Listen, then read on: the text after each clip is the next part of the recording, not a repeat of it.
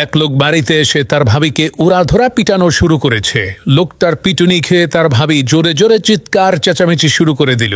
এদিকে এলাকার সমস্ত লোকজন তাদের বাড়িতে চলে আসলো কি হয়েছে তা দেখার জন্য। তখন এলাকার মাতুব্বর সেই লোকটাকে জিজ্ঞেস করলো, কি ব্যাপার, তুমি তোমার ভাবিকে এইরকম ভাবে নির্যাতন করছো কেন?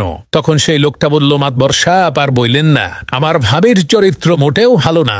মাতবর বলল, আচ্ছা তাই নাকি? তো তোমার ভাবি কি এমন খারাপ কাজ করেছে যার কারণে তুমি তাকে এইরকম ভাবে পেটাচ্ছ?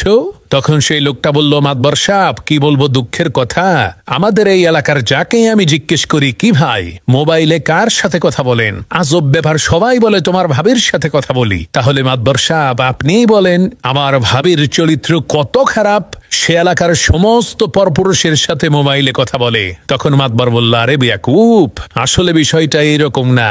আসল বিষয় হলো ওই লোকেরা তাদের নিজেদের স্ত্রীর সাথেই মোবাইলে কথা বলে।